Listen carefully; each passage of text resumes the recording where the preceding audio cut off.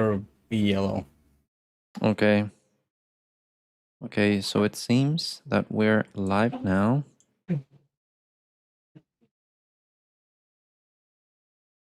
Live already? It seems that we are. Nice. Hold on, let me just make sure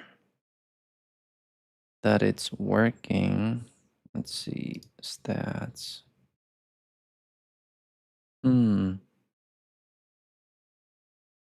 There's dropped frames because of network. Hold on. Whose network? My network, I think. Let me just double check here.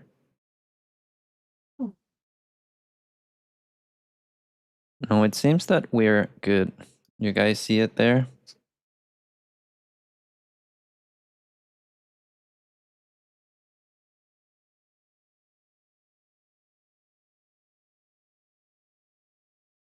There it is. YouTube doesn't show. Yeah, it is live. Okay, hold on. Hold on.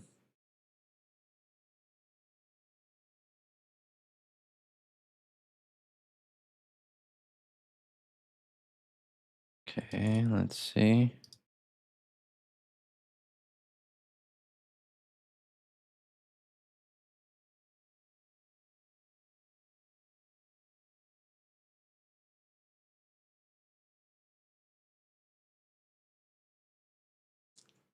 So I think into the nature. Nature. You're switching backgrounds, right? Yes.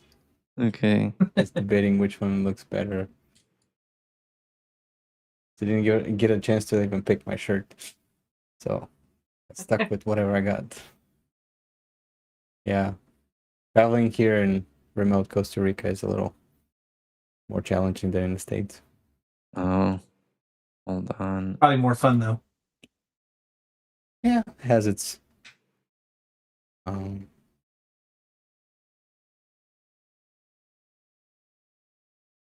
me just check my computer. Is there someone in chat? Is there someone in chat? I don't think there's someone in chat yet. perfect. Is chat active? Am I in the right chat?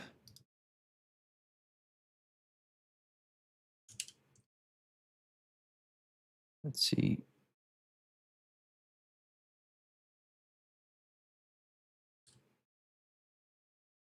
Okay, chat is active. Can someone in chat confirm if they can hear us and if we are good? Let me just update the Twitch title as well. Okay, so we have MJ in chat. Update this. So no dropped frames. I'm recording as well, just the test. So it seems that we're good.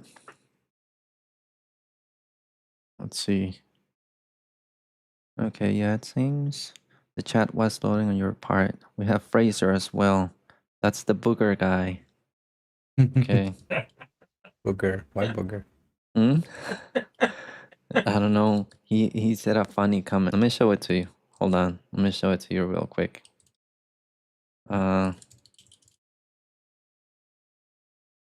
He said this, man. He said this. Not cool. No boogers belong to the demon. Yeah, I read that comment. Okay, so it looks stable. Let me see if I'm going to have to stop recording because right now, just want to see. Are you hearing the lights in on your side? Is it like breaking up a bit? I am not, but Oh, okay, okay, yeah. okay. Even the light camera. I mean, watching the live call. Yeah, it's kind of like hesitation, I guess. It's not smooth.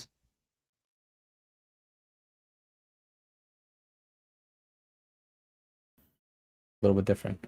Let me stop. Why'd you make my head bigger than Ted? Oh, let me fix it. Hold on. Okay, I stopped recording. Let's see if that makes a difference. Stop recording. Oh yeah, it seems a little better now. Yep. Okay. Guest one. Let's see. Too much on one little machine. Yep. Okay, let's see. Let's make your head smaller, Roman. There you go. Now we're talking. Okay. I don't know Oh. what that is. I don't know what that is. Oh, hold on. So this is what you want, right? Like we were talking on stream. Let me put you there. Let me put Ted there, so you can say hi. I'll keep moving myself. So you can say hi there. Mwah, mwah. Hi, Roman. Oh man. Okay, no. Let me put you guys. Yeah, you make your jokes now. Yeah. Okay. Okay, go to Now- real life. Make half of Ted one way and half of me. I can Okay. turn myself more this way. Hold on, Ted. I'm gonna censor you guys because no, you know what? We're good there. We're good there. Because if I switch here, okay, Rumen, your camera looks good there.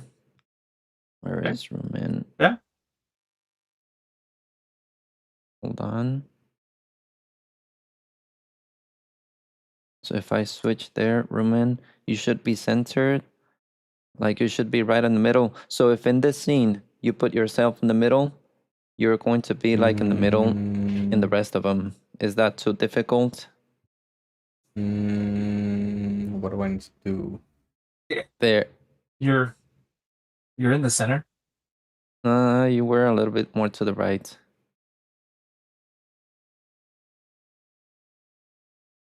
Yeah, it looks better now that I stopped recording.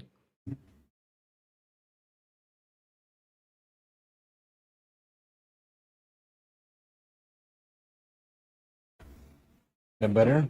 Or Yep, yeah, let's see. Now if I switch here, yep. If I switch here, I'm just going to, hold on. I can also raise the camera a little bit higher.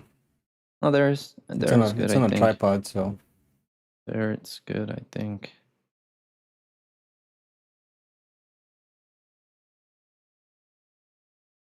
Just gonna put you right there. We only see room in there. And we have Ted there. Oh, you're way off. You're way to the side, Ted. Let's see.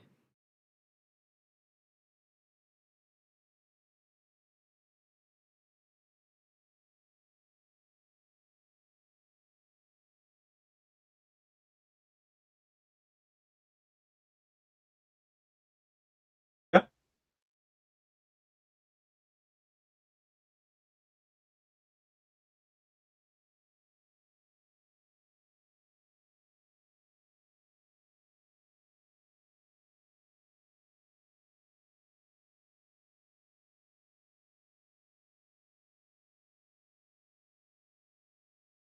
Yeah.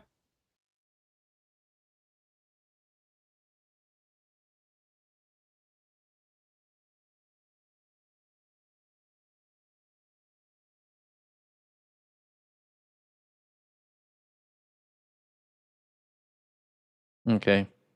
We'll have to leave it like this. Is that good with everyone? We can all hear. All Well, I right. can hear. Okay. So, hey. hi guys. everyone. How's it going? Yeah. Okay. So we have a new guest today. We have Ted. Well, not a in the call. guest. Well, He's not just a guest. exactly. We have a new CEO today. Oh, Yeah. Right? Now you got two bosses. Well, now we have two sugar daddies. Exactly. So we have Ted Fridas in the call. Ted, how are you, man? Why are you here with us? Why? I just want to support what you're doing. I've been following the channel for a while and just thought by supporting it, it'll make the channel grow. And I think it's really cool to hang out with people that think along the same lines, doing the same things. And it's always good to network with people. Oh, okay. And how did you find out about the channel? Like, and what is the type of content that you follow on the channel? A lot of it was for a lot of your NeoVim stuff, which it's really just I wanted to use. I'm more of a TUI type guy or a command line type person, so that was really an attractive thing to learn how to do better, I guess. And then when you started talking about Emacs, I was like, okay, well, what is this all about, and just kind of kept following it. Mm-hmm. Oh, so now what? You switched to Emacs now? No, I wouldn't say I switched to it. It's kind of that interface that I like to use on the computer. So I'm really in the beginning stages learning how to use it. So really just kind of this, probably the same stage as you are, just kind of going through the tutorial, trying to learn how to use it, what you can use it for, how you can simplify things. I like working in one interface. I've always tried to design systems that are in one interface where I don't have to keep jumping around to everything. And it looks like it's really going to be that kind of platform that's going to allow me to do that. Okay. And what do you expect out of these sessions then? Just talk with people, share about your workflow, or what are your expectations? Just have an idea. I don't really have an expectation out of it. Really just kind of be here, support you, support the channel. Really all my goal is. I don't have like an ulterior motive or anything. Okay, Oh. almost amazing. I don't have my reactions anymore because I switched the camera. The switch, the gold you see, guys, that it changed at the bottom. It doesn't say Yeah. switch. Yeah, to the camera. The camera. But I think it's the camera. If you're still using your Mac to capture, Yeah. Mm-hmm. Yep. you should still have it at the very top right corner where it shows you the little green icon. Click on it, and the Mac is still processing the video. Oh, So I still Yeah, wouldn't have the it should reactions. still work. Oh, so you can still turn them on. So click on that little icon. So you got to show up. You got to show your bar.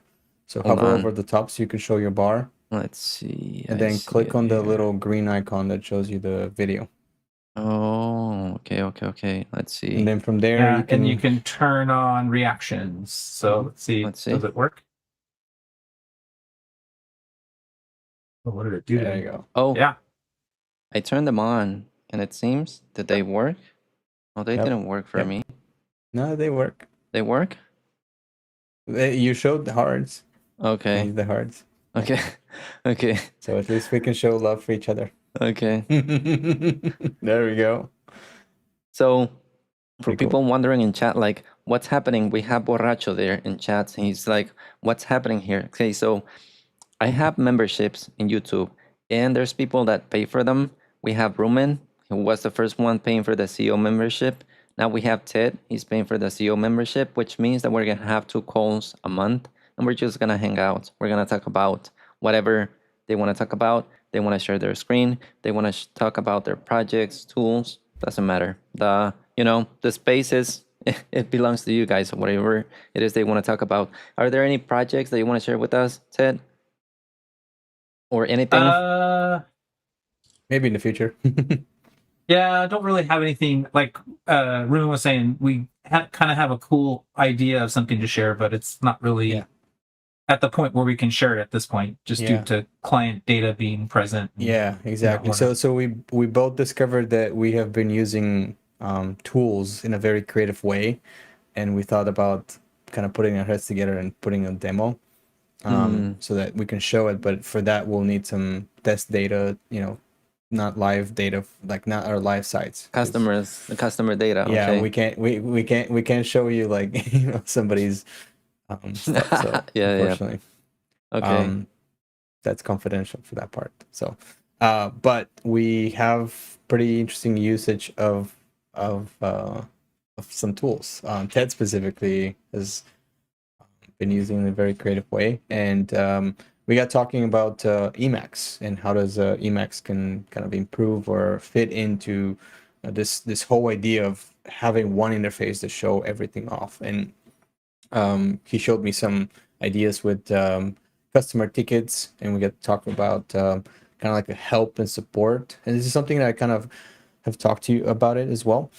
That there's a disconnect right now between the flow of information coming from our clients and our daily on-the-go things, and then your computer where you actually want to sit down and put your notes together. And so I mentioned to Ted that with AI, put together this little plugin that allows me to basically run a web server show a QR code, and then I can grab pictures with my phone, which we can test some right now. I can grab some pictures, and they'll immediately pop up in my flow. And so from there, we got talking about some other stuff. But yeah, we have some ideas Yeah, for that spiraled we'll out of probably need like a control. yeah, we need like a week or two to put some demo together. So maybe for next stream. Okay, so you guys are like in the same business? No, what is it Industry. called? Industry, right? Yeah. Yeah. Yeah. What do you do, Ted? Well, can you share a little bit about that, or is it confidential? You want to keep it to yourself? No, so I own a network consulting business. We're a managed service provider. We provide network services, managed services to small to medium sized businesses. So we're the typical MSP, I guess you can say. And I've been doing that since the late '90s. And I've had my business since 2000, and it's made a business out of it. Okay. And what services like do you provide? Can you share a little bit more? Like, Pretty much, I always tell my clients anything the little blue cable plugs into, we end up managing it, maintaining it, or supporting it in some way, shape, or form in this day and age. So I'm fortunate that I've got a lot of tech, not a lot, but the techs that I have were all well versed in technology. So we support voice over IP, we support infrastructure, we support servers, workstations, video surveillance, voice over IP. I mean, anything you can think of in a business, we can manage a business from head to toe. And we utilize, commercial products. We try to use open source stuff if we can use open source stuff, as long as we're able to use it in a commercial environment. We don't hide anything. Everything is, open, and as it can be. So yeah. amazing. Okay, so you own the company then, right? Yeah. Okay. And for people that don't know you, Rumen, what do you do? Well, I mean, you guys have heard about the Web 2.3 portion of it. I run this business with my uncle, who is my business partner. So I'm basically like the backend and infrastructure developer for the Web 2.3, and then he is kind of like the content and graphic designer and producer, editor of information overall. Also, I would say CTO of the company. He manages most of the finances, billing, and stuff like that. So that's the Web 2.3 portion. That's one of my businesses. I started it with him back in 2023. So we're still kind of green. We have few paying clients. They keep sort of like the lights on. We have very little overhead, so it allows basically to cover expenses pretty well. And we're growing, of course, but we're not hungry growing. So we're not out there hunting for food, so to speak. We don't have to push products. We let kind of people come to us with problems, and we find where we can fit in, if we can fit in, because we also have kind of like certain politics, you should say, or like views that we don't want to support businesses that essentially end up stealing from people or misleading. So we overall want to help other businesses that want to help people in general. Like obviously, in this day and age, you have to you can't do anything for free, and fortunately, we all have to pay our bills, pay rent, and so we try to be fair with everybody, but we try to work with small and medium-sized businesses overall. Starting businesses, that's always a good thing. So that's the sort of like a website design, custom tools, like the software part, right? But the main kind of like bread and butter that I have been doing for the last 11 years. I started in 2015, and I transitioned to that area without any knowledge. Like I knew nothing. I came from a restaurant business. I worked as a cook in a restaurant. I made pizzas for like 5 years. And one day I just walked out of that job, and I was like, well, what do I do? And so I met this guy. I'm not going to go into details how and so, but it was it's very fortunate. And it basically, my world kind of changed since then. So that was in 2015. And so the official title that I had back then was a low voltage electrician. We basically installed the hardware that people use. So pretty much anything low voltage you could think of: security systems, surveillance systems, network infrastructure, phone systems, media rooms, like media, like audio, video, projection rooms, Like the conference blinds. rooms, right? We did we've done conference rooms. As a matter of fact, we set up the one of the conference rooms for Boston Dynamics in Bellevue. That was a pretty cool setup. So they had ordered all the equipment, and we basically ran all the cables, infrastructures, and we connected all the stuff. Then their IT department kind of took over into the rest of the stuff. But we were kind of like the hands-on people, and so we're basically more of like the installers. But we install mainly residential, but we do work with some commercial stuff. And so through that business, you have to learn pretty much. This is where we kind of like mix in with what Ted does. You have to learn how to set up network, because all the devices, they communicate via network. A security panel that let's say has an app, you gotta be able to own the router. You gotta be able to set up the router for the client. We used to do port forwarding. We got a little smarter now, so we do it in a different way. But back in the day, it was just like, wait, you need to basically give them a router that you can control. You can't use the ISP router because you can't control it. And every single time, every single time the port got closed, the client calls is like, well, I can't access my system. It's like, okay, well, and so that's how it started. And over time, I learned quite a bit. And in 2019, I kind of was like at a point where I felt that I had learned everything in the industry that was available as far as like trainings, installing smart lights and smart controllers and things like that. Everything was provided that you can learn to install, right? And then I had mentioned it before, but I had a problem that I had to solve, and that prompted me to learning how to code. So from there on, it's been a rabbit hole. So I get to mix pretty much software development with actual hardware installation and integration. So it's a mixture of a lot of things. They kind of coexist in their own they're separate entities and businesses, but you get to mix in the skills you learn from the software development into, let's say, something like setting up a home assistant on a client's home, so you can, let's say, integrate two systems that normally wouldn't talk to each other. Yeah. So Okay. yeah, this is pretty much what I do. So I have two businesses. One is basically like I call it a smart home installation business, and then the other one is my software business. Okay. Now I have a question for you, Ted. Do you still do hands-on, or you're just delegate everything?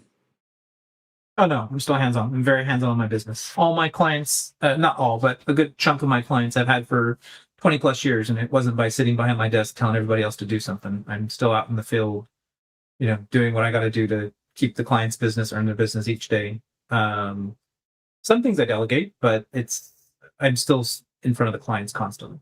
Well, what is like your main area of expertise? Is it like networking, servers? What is it?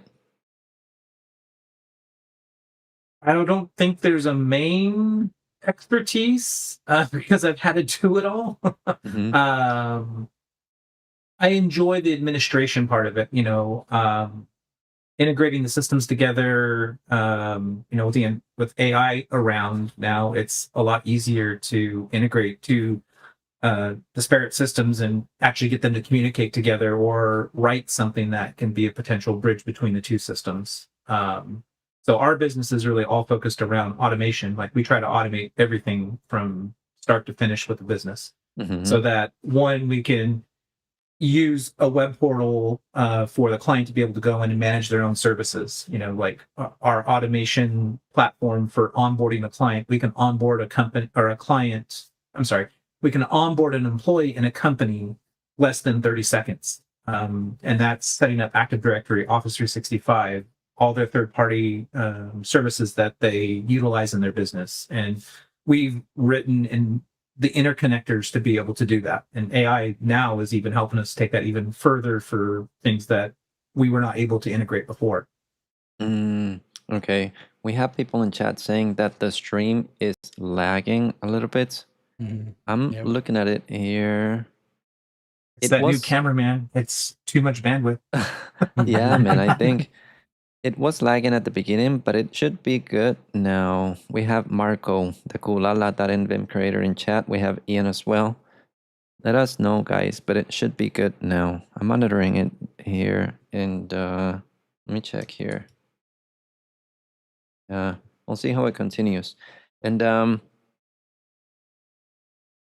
this business mentality, like, what is an advice that you would, you know, tell someone that wants to get started? Because my wife tells me all the time, like, you have a lot of experience, you should start your own thing, you should do consulting. And I'm like, but where do I get started? Like, what do I go knocking door to door? I have an audience already, but I live in a different country. I live in Guatemala, so I don't know. How did you get started to build your own business? If you want to share that with us. So I started my business. So my history is I worked for a network consulting firm back in the late 90s. I worked for that company for about 5 years, and that company disappeared. Right before they disappeared, I got a job offer to go to corporate America, where I was going to, have that wonderful, amazing job where I'd be able Cushy to job. work for, yeah, you'd be able to sit behind a desk and just manage the network. Well, after doing basically break fix is what they kind of call it today, where you're going physically on site to fix somebody's problems for 5 years, I enjoy that constant change. It's not always the same thing. We're dealing with different clients. They've got different infrastructure.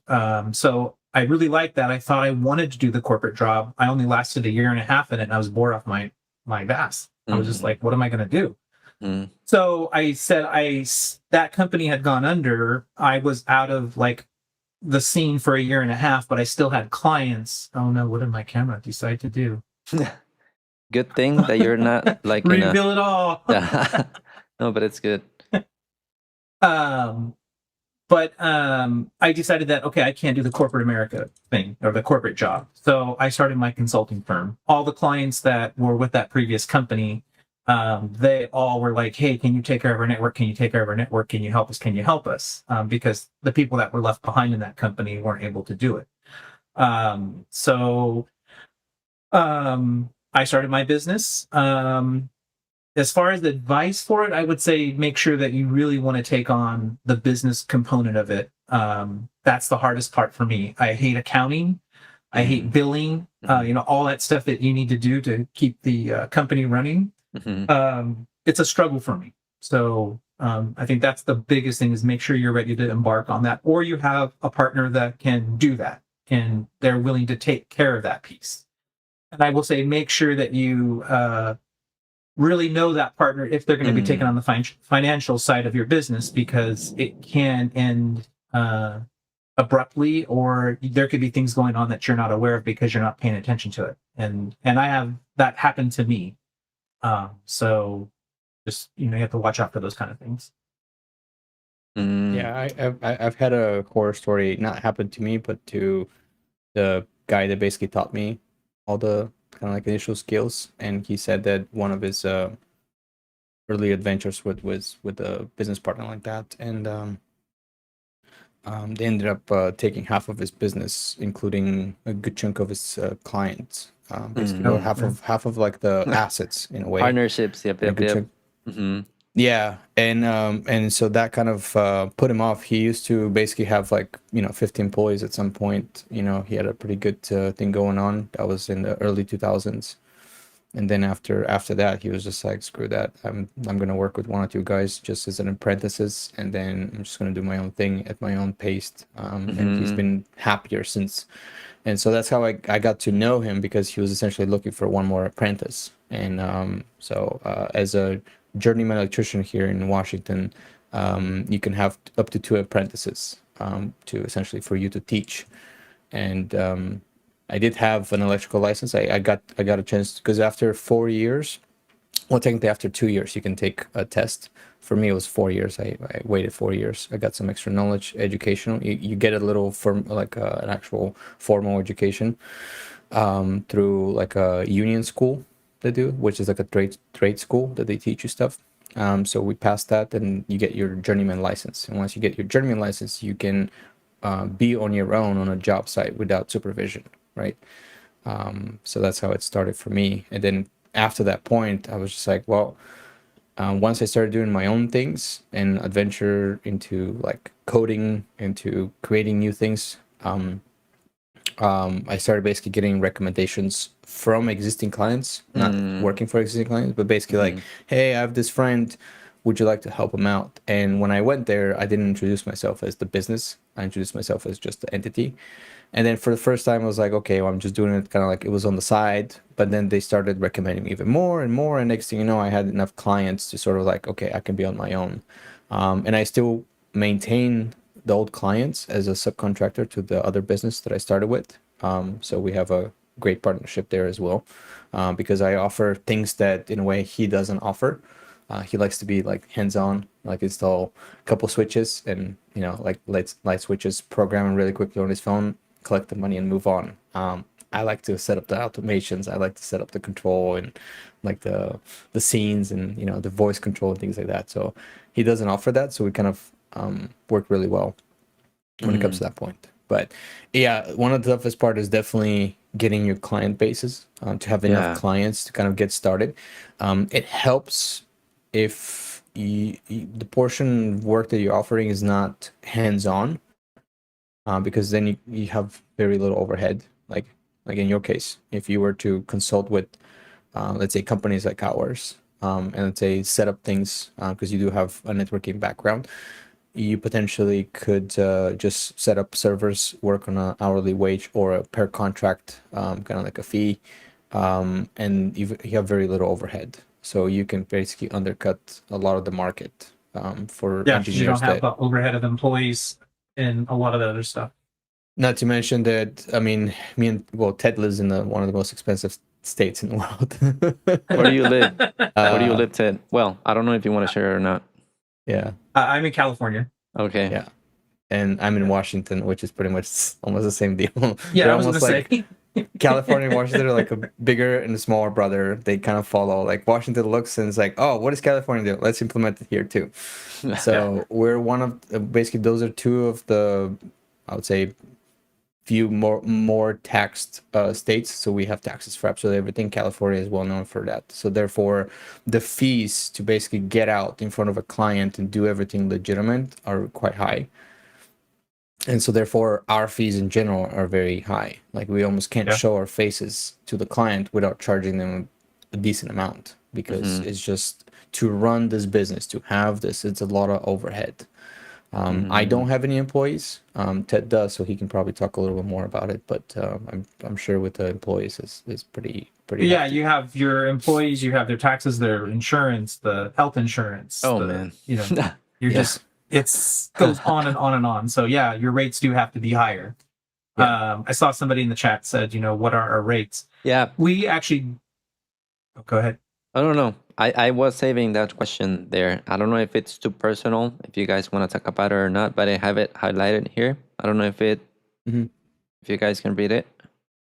Is it too small? Yeah, it's just asking about rates. So our rates that we charge, and we just recently went through a rate increase. My rates had been $125 an hour since I started the business. Or actually, no, they were 110. They went to 125, and we just recently raised them to $175 an hour. 175? And it's just yeah. God damn. And, okay. Because of tariffs? Yeah, but that's actually low. Yeah, there's a low. lot of especially like in LA, they're up to 225 to 275 an hour. And we had a printer company that we were just working with, and their truck roll rate was 225 plus an $85 trip charge. And I was just like, oh wow, like I'm in the wrong industry. I need to go support printers. There's only like 3 moving parts. Yeah. Yeah, back when I started, we used to charge $55 an hour for travel. Anything over an hour, basically, it was like per hour. After that, it was just before that, it was like a $55 flat fee. It's like, hey, if you want us to get out there, that just pays your insurance, your gas, and just the vehicle maintenance. That was kind of like the trip charge, right? A lot of clients didn't like that, so we kind of started baking it into like a sort of like a minimum service call, right? So like you get like a service call, and so a service call after I'm gonna say after 2022. A service call for the business, which meant you get one guy to show up there and service something for up to an hour, was $195. So that was like you want us out there, $195. And there's a lot of people that try to basically like, hey, we have this fix. They want to ask you questions on the phones, like, how do you fix it? How do you fix it? There's people that lived so far away that for 195 it wasn't worth the drive for me, Yeah. because I would spend Yeah. 3 hours in traffic, and then I would only make barely $50 after paying all the expenses. So I was like, after 3 hours of traffic and basically 15 minutes of work, it wasn't worth the $50. So I was like, you know what, I'm gonna tell you where to press and what to do, so you don't have to call me again. And what Yeah. is Those that? clients like that. Does that count like a remote session or something, or no? That's not possible. Yeah, well, no, we started doing remote sessions for some clients that are kind of like long-term clients. So my business kind of like view of things is a little bit different than Ted's, just because he charges subscriptions for management. I charge basically integration fee, so like almost like a flat fee or per hour, and I only show up when I'm needed. So if everything is working, I don't like you call me when you need me. I show up, I fix your problem, I get paid, I move on. Right. I try not to have that subscription model, because it kind of keeps you on their speed dial. And so, for example, do you offer monitoring services to them, Ted? That's something that you should, or that you would charge a subscription for, right? Yeah, we have most of our clients with, I would say I could probably count all of our managed clients on one of my hands. But everybody's pretty much on a managed service agreement, and we're maintaining, monitoring, and managing their infrastructure, Everything. their networks, Okay. security, the whole stack. Guillermo is asking a question regarding a day rates. Have you done day rates with jobs? Because he's referring to like basically 1,200 euro per day per person for a contractor. No, we haven't done anything like that. Yeah. We were asked one time to work with a large provider. I forgot what company. I want to say it was something like AT&T, and they wanted a day rate. And so you give them like basically you take what would be, let's say, your hourly rate, the MSRP. They usually want a discount, because they're like, well, we're going to give you like 500 hours worth of work, so give us a discount. Yeah. And they ask you for like a day rate, but at the time I want to say day rate would have been like $500 per person. But again, this was a contract, so they wanted like they basically A bulk promise of you hours. like they tell you like, oh, we're gonna keep you guys busy for like 6 months, but guess what, you wait 6 to 9 months to get paid. So great. Not to mention that they have really I would say higher expectations than my clients. Oh yeah. I've had times where I show up for one day, I walk out with $2,500 just for one day worth of work, right? And that's basically in and out in one day. Those are the jobs On a that regular client, you're saying, right? Yeah, on a regular client, versus you talk about working with like a bigger, let's say a vendor like AT&T. Let's say AT&T says, hey, I need 10 guys for 6 months occupied, and we'll give you 6 months of work, give us your day rate, right? And that kind of client, like the project, it could be $60,000-$100,000, but until you get paid, you literally have to bear the entire cost of the project on yourself. Yeah, you have to bear it all. Yep. We used to right? do So now, E-rate stuff for the schools, and it was that way, where we had to we'd go in and do infrastructure and cabling and servers and all this stuff, and you'd have to wait 6 months to a year. And we had like one invoice that was like $200,000 that was outstanding for almost 2 years before it got paid. And it was just crazy. But yeah, those were back in the days. We don't do that anymore. So yeah. I mean, just think about it. You're basically playing bank for those companies, because essentially, if they had to give you the money right away, they would be out that money. But you can't charge them late fees because you signed some kind of a contract. And if you had that money and literally put, let's say, $200,000 in the bank, just in the bank at the flat, let's say, savings 5% yearly, you would actually make some money in 2 years, right? Versus and if you actually invested into like the stock market, wisely, you would actually make 8, 9, 10, maybe 11, maybe 13%, yearly return. So who knows? But it's like, it's crazy how they just take our small businesses and they think like, oh, we're just gonna give you this kind of like, we're gonna wave the fish in front of you and be like, oh, it looks really good, right? You want Yeah, it, yeah, yeah. right? Yeah. You And want you it? jump on it, you do it once, and you never pick up another phone call like that. Nope. Because it's really hard to bear a hard project for that long. My mentor basically told me that after 25 years in business, he said, and he's worked for some really big projects like Octopus. I don't know if you guys know about the Octopus. Ted might know, but I don't know. I can't say. I yeah. do. So Octopus is Paul Allen's yacht, right? And so when it was being built, right, there was a group of integrators from Seattle that were basically hired, and my mentor was one of them, and they were designing some really cool stuff. I can go and talk about some of it, but it's not gonna be like, it's gonna be more like a reference of what I remember, because it was like the story was told to me about 9 or 10 years ago when I first started, and it happened probably 20 years ago now. So a long time ago, don't remember the exact details, but he's done some big projects behind his belt.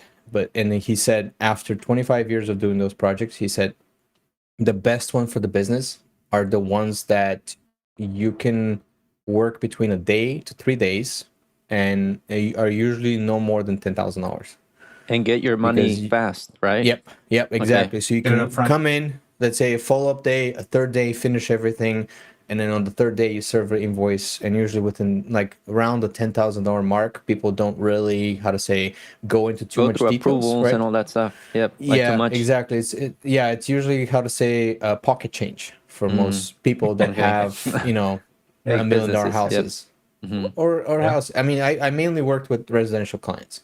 So let's say a media room, right? You have a $5,000 projector, a $3,000 screen, and $1,000 receiver, right? And just change that. That's $10,000, right? So that's quick and easy, and you make profit out of the equipment, and you make profit on the installation, and you can be in and out in, let's say, 2 days. That makes Right. sense. So That makes sense. that's like an example, right? There's others you can, because but those are how to say the best overall, because there's a lot of small jobs and there's a lot of big jobs you can jump on, but usually the bigger jobs take longer, take a while to pay, you got to go approval process and things like that. It's harder to get the money. There's a lot of money. And I've met integrators that do, I mean, there's a yearly convention that we used to go to. It's called CEDIA. I don't know if Ted has probably gone to CEDIA. Yeah, I've heard of that. Yeah, so we used to go there, and they had kind of like they had this kind of like a award for like the best movie theaters, and they had different categories, and usually it was under 100, between 100 and 300, and over $300,000. And you should see some of the movie theaters for like these. This is a movie theater in a home, right? For over $300,000. It's absolutely insane. Just a I can projector, imagine. just a projector was $65,000 on most of those. I have a question, Ted. I have a question for you. What determines the rate that you can charge? Like, why cannot you go up to 225? Is it because of fear that you're gonna lose your customers, or Yeah. yeah? It's mostly me. It's just I deal with the small to mid-sized business. So I think it's a mental thing with me that I'm afraid that if I jack up my rate to 225 Yep. or to $300 an hour, which I'm more than clearly am worth. I mean, I know Yes. a lot of stuff. I've done a lot of things. I can probably be that single person that can fix something, and if not, I know how to talk techie to the AI. other team or to another integrator. And I mean, the client doesn't understand that, but it's just a mental block for me. I mean, that's really what it is. No, you're just a good one of the good guys, because I feel the same way. We know what we're worth. We've done some really crazy things, and we know that we can make money, obviously.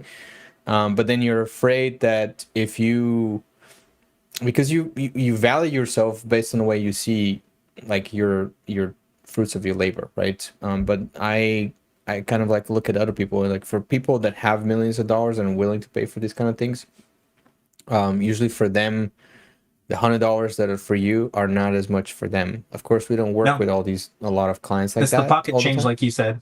Yeah.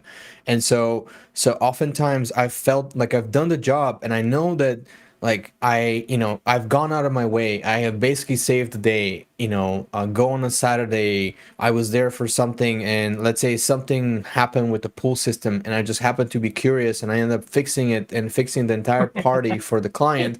And I know for that, I could have easily said, turn around and be like, oh, my bill is $500 because, I went basically for an hour fix, right? I could have said that because like for them, the satisfaction of the fact that it did not ruin their party, like the party continued to go, their event continued to go, it was priceless. Like they would be willing to give you the $500 because for them $500 is not the same as for us. So is And that a so matter of approaching them? Like you could get to them. Like, are you scared of? Okay, look. So, I need to increase my rates, and I'm charging too low. Like, is it a matter of approaching the customers then? Something that holds you, for example, Ted, back, or what? Um, I I'm a non-confrontational person, so me going to a client and say, "Hey, Mr. Customer, I got to increase my rates," that would be something I would probably try to avoid. Okay. Our last price increase that we did, I just said, "Okay." I went into the system, changed the price from 125 to 175, and hit submit, and everything started coming out that way. Uh-huh. And nobody, I mean, thankfully, there was no pushback on it, and I haven't got any pushback. Mm. yeah, I A think lot if of our the rates, the increase is sort of justified and it's like reasonable, like you're not going like too crazy and it's like, okay, well, clearly like the math doesn't add up. You're doing all of this and in the end you're left with very little. So you're kind of like, okay, well, we got to do something, right? Because if Yep. we want this business to continue to provide for the people and to solve problems for the people, we need to be able to do it. And so normally you just increase your rates. Absolutely. That's and then absolutely you just, change the price and, you can just tell them it's like, hey, as of New Year, I'm charging that much because you know what? I'm not sure about California, but let's say gas in Washington right now, it's $6 a gallon or something like that, which is, about It keeps it going used up to be and up like, and up and up and yep. up. And I know California is even more expensive. So that means, hey, you got to put gas in the van so the technician can drive to your house. And now this is, let's say, 30% more expensive than it used to be. Well, who covers the bill, right? Yep. Now, that's one of the aspects that I really kind of like about being sort of like a business owner and working for yourself is that it's a lot easier to sort of adjust to these events versus if you were just an employee, imagine the gas goes up, well, your pay doesn't go up. Yep. It's a Yep. little bit Yep. Yep. different. Yep. So when you work for yourself and we kind of, sort of like earn your keep, you can adjust to these events a little bit easier. Mm, yep. Also, I have another question, a different one. Ted, you mentioned that you deal with Windows servers, and I have always had this question. Like for the company that I work for right now, it's a huge company. I just do a small part of it, networking, pretty much. That's it, right? Oh, there's a thunderstorm out There's your here. thunder. Yeah, so I don't know if I'm gonna lose power or not. So I just build segments, network segments, create VLANs, make sure connectivity is in place for, but all the servers that they use are Windows servers. And I'm like, brother, why the fuck don't they use Linux servers? Okay, you can do DNS on Linux servers. Is it because of the Active Directory part of it? Like, why Windows, you have to pay for the license, of course. Can those be replaced with Linux servers? No. Why? They can. I mean, Linux can run it all. I mean, there's services that will run all that stuff. I don't know why. So a lot of our clients, they do have Windows servers, but it's really just for the Active Directory component if the client requires it. If Mhm. they don't require it, we're not using Windows. We're using Linux and for everything. So there's no reason. I don't want to manage the overhead. I hate a GUI. Like I'd rather just stay command line. I could be in and out in 2 seconds and get done what I needed to get done. Mm-hmm. So I don't know. It might be something burnt into somebody's head, way up in the chain that says we have to run Windows. I don't know. I never been able to figure it out. Oh, And honestly, our clients don't care. Like they don't care what's on the back end. All they care about is that when they push the button, it turns on and they can do their work. And when they're done, they can walk away from it. okay. Is it because of, I guess I haven't asked, because there's architects where I work at, and they're the ones that, handle a lot of the stuff, but I haven't never asked, like, why do we use so many like Windows servers? I guess it's because of the accounts and Active Directory and all that stuff. I'm not exactly sure, to be honest. Do you have applications that are dependent on the Windows operating system, maybe? All of the applications that they build are on Windows. They just use Windows here, pretty much, at this company. I And don't know. it's just a matter of, I don't know, they got used to Windows, I guess, from the beginning, right? If you looked at your IT staff, are they all Windows Yep. people? Yeah, that's my probably why. computer, my laptop is a Windows computer, and I was like, "Can I please have a Mac?" And they're like, "No, brother, we use Windows here." Or can I have something else? And they're like, "Nope, we just use Windows here." So I don't know. Crazy. Yeah. Yeah, I wouldn't be able to handle that. I haven't used Windows as a main daily driver since 2000, I would say. Like when I started my business, I was using Linux at that time as my daily driver, and then as I had to support more of my clients that were all Windows based, I was like, well, I got to have something that's a little bit more universal. So then I switched over to Mac, and it's been Mac ever since then. And now I like the interface of the Macintosh operating system. But I'm in the command line more than I am in the window, the GUI. Yep. Except for those apps that we have to be in. You got to use a web browser in, your browser of choice. Yep. Yeah, of course. And why did you guys jump into the workflow rabbit hole? Why did I jump into this? I don't know. Is it because it's exciting? Like, okay, so why did you jump into NeoVim, Ted? Then we're gonna move with you, Ruben. Why did you jump into NeoVim, macOS customization, and all that stuff? Like, what made you go like, you know what? I'm gonna dedicate, I don't know, 100 hours of my time to do this. Like, why? Well, I'll say for me, I've never got my NeoVim to work the way that I wanted, and I always just go back to Vi or Vim. That's like my editor of choice, and I don't keep all my notes in the terminal or anything like that. All my notes are kept in different platforms.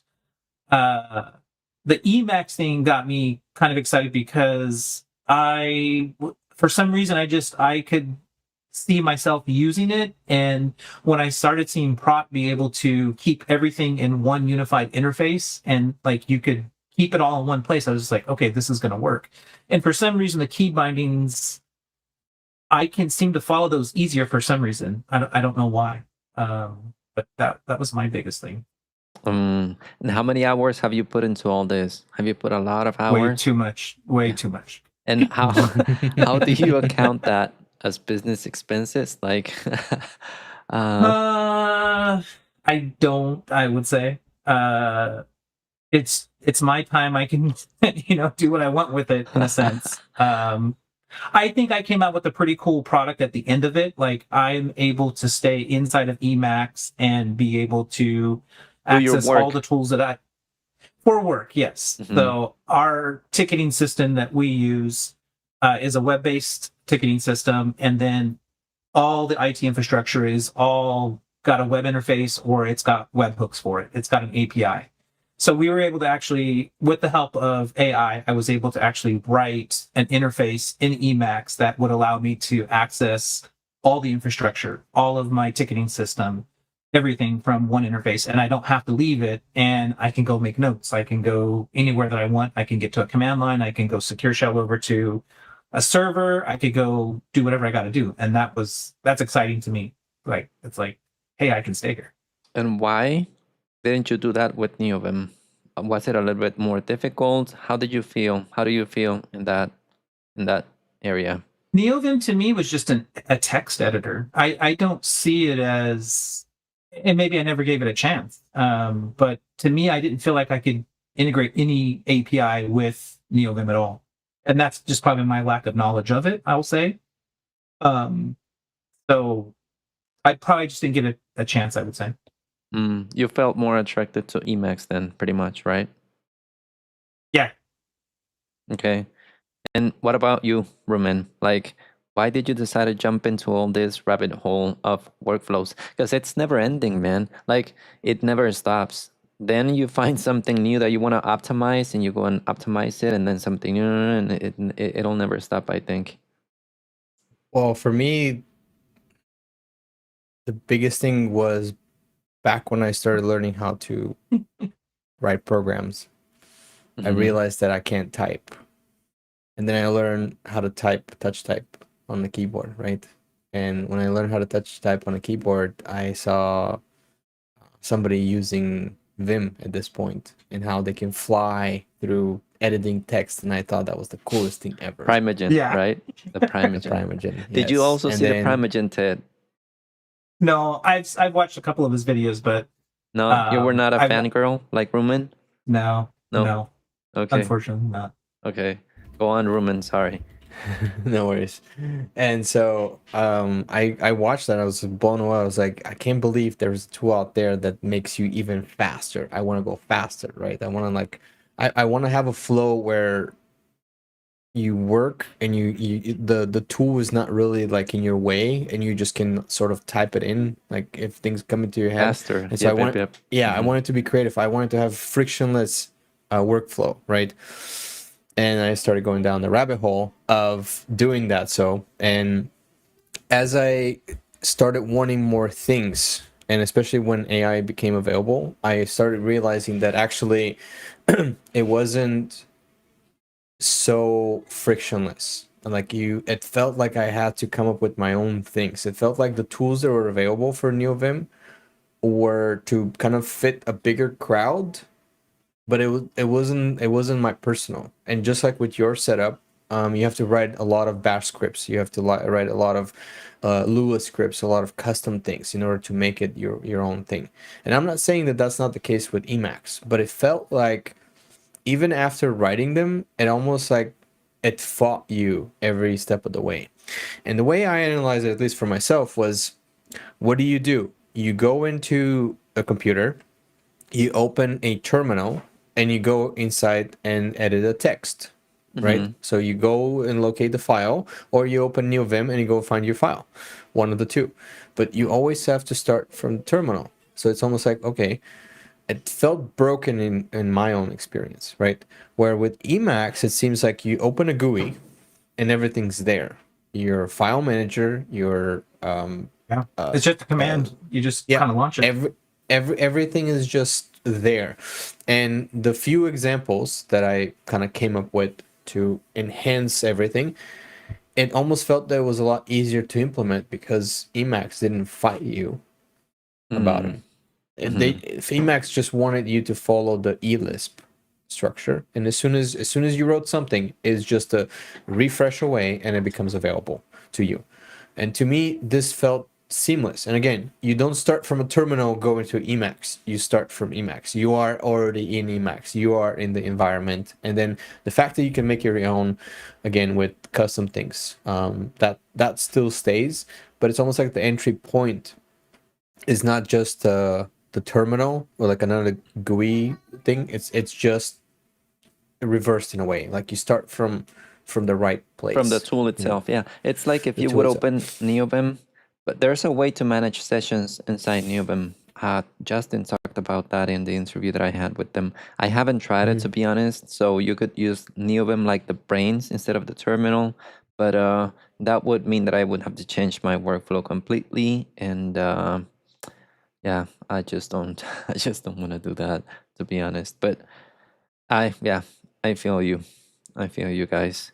And So that was at least for me. I mean, Emacs is definitely far from, like I think it's even a bigger rabbit hole because it sounds like you kind of get can do started everything. and yeah, you got to do everything, and then it's a really big mind shift at least for me, for the keybinds, because I really want to do evil mode, and but on the Oh, other side, I really would like to learn the proper way. So like right now, I'm just having that resistance. Like it's definitely not frictionless. Right now, it's like, which one was it? Was it Control F or Control B? Or was Yeah, it Alt man. F or Alt B? Right? Or, And so I'm like, oh, which one was it?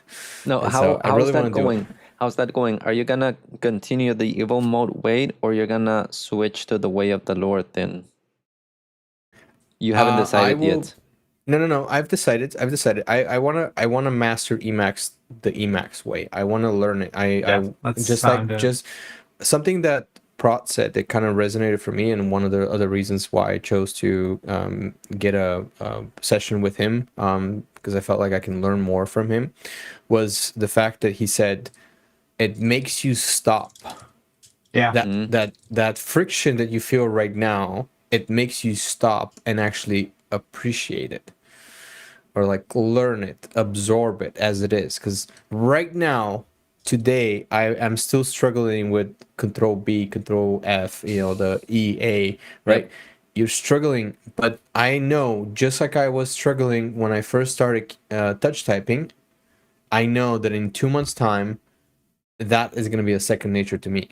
And because I do use Mac as well, I'm even more excited because now I can use the same keybinds throughout text editing fields in I know, Mac. wasn't that so cool? I heard that and I was just like, no, that's not true. And then I started doing it and I was like, holy shit. I wanted to be able to go in Raycast and use the down arrow and it wouldn't work. And I was like, oh, well, I could just use the native key binding and it works. And I was like, oh man, this is awesome. Yeah. But I mean, were you used to Vim motions as well all your life, Ted? Have you been using Vim motions for a long No. time? No.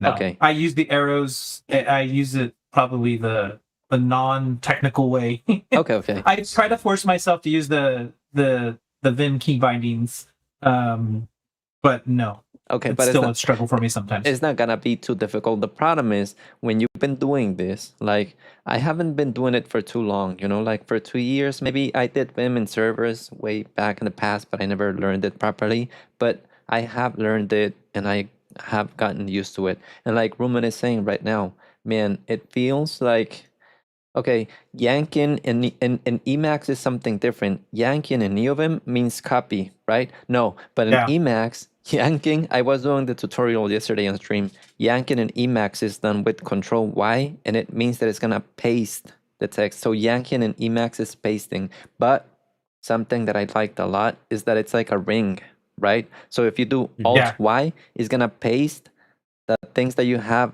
in the clipboard, we could say. Coloring. Yeah, go through all of them.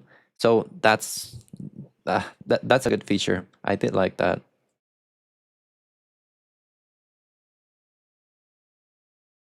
yeah. So I'm reading the pretty chats. interesting. Yeah. I saw that Skorbagatko is asking which city in Washington. I'm currently positioning in Renton, which is a little bit down south in from Bellevue and Seattle area. If he's still watching, but yeah. Okay. Gorilla Moses there. He's not a big Emacs fan, even though I give it a try every now and then. But I might also add kulala.el. Or is there already something like this for Emacs? For people that don't know who Marco is, I've said this like 100 times already, so I think everyone knows. But he's the one that created this Postman alternative for NeoVim, we could say it is. And it's really popular on the NeoVim side of things, brother. And I haven't started. God damn it! And now Marco is gonna see it. Marco, we need some guy love so that I can start this. Get your wallet out, my boy. So it's a popular tool. So he's gonna think about creating it in Emacs. It seems. I don't know. There must be something out for Emacs already. Next sure. I was ask you something. What was I gonna ask? God damn, I lost it. No, you guys go on. If I remember, I'll ask. But I had a question. Yeah. Well, I mean, yeah. So we were just chatting about Emacs and how it can integrate in our flow. And I'm really excited to get started with the sessions with Prod, because I do want to learn how it actually functions. Like I want to, and I think Ted has a very similar kind of way of approaching him as well. Is that we want to show him kind of like where we want to be, and we don't want to just ask AI. We want to actually learn how to get there. And it sounds like Prod has the knowledge of. Yeah. Yep.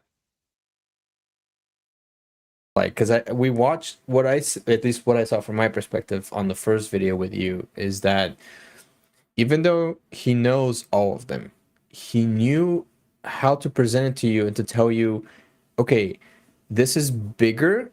Don't focus on it. Just know that it's there and it's bigger. We're not going to talk about it. You don't need to know about it now, but I want you to focus on this little segment, because he has evaluated that this segment here is what's important for you right now. Like he said, do the tutorial. Try to edit some, text that you normally would. Instead of jumping into NeoVim, just jump into Emacs. Don't replace NeoVim yet for Emacs. Like, don't drop one just because you need to. Like, I was ready to kind of go and head first and be like, okay, Emacs and nothing else. Like, Fully, delete NeoVim, completely gone, and just uninstall suffer. Yeah, and I was ready to do, like, I was like, oh man, I'm gonna do it. Like, I'm gonna get a dedicated machine. I'm gonna do the Geeks Linux. I'm gonna do Emacs, and then I'm even gonna learn a different layout on the keyboard. Oh man, just to cause myself some pain. Some major pain. Yeah, and when I saw just how much Emacs pain is, I was like, I'm glad I didn't try a different layout on the keyboard, because that would have been a nightmare. oh man, no. Oh, and just switching. So normally, because in Mac OS, my home row mods use command and obviously the command under F and J. I had to switch that to control, and it for like a week, and I still have. So you switch control have to these, to think like me, control to the index I fingers. switch control to the index fingers. Yep. I haven't gotten And do you used know to where that. my command is now? On your pinky? No, that's where my shift is now. And that was another shift. Is so like the shift was on my middle fingers, right? But now the shift is on. So I switched them in such a way that it's just it makes more sense if you're Emacs user, right? Yeah. Because now my Alt and my Control are on those two fingers. The two powerful fingers. I'm really fast with. And then Shift is normally on your pinky on any other keyboard. So I was like, well, it has to be Put it there on your pinky. It has to stay there. It's just that right now I just don't have to move outwards. I just click the same button I'm normally on. Versus on a normal keyboard, you just have to move outwards to get the shift. So I think I did myself wrong by teaching myself to press shift with the middle finger, because that I know that was a cluster mindset. It was I was gonna swear, but I didn't want to swear, because normally I'll say I know, but you're trying to make your stream a little bit more friendly. So I switched as well. My control is here, my shift is here, and I still have to think a lot of this is control and this is command, and I have to. Where do you have your shift? Shift is wait, here. you have it on the thumb. Shift is here now. Oh my gosh. Yep. I that's another big huge change. That's a big change, brother. Getting used to shift on the thumb is like getting kicked in the balls every time that you try to walk, because man, it is That's like every sentence, at least one word has to get capital. But I have to say it's a bit genius, because a lot of the times I want to be able to type in with.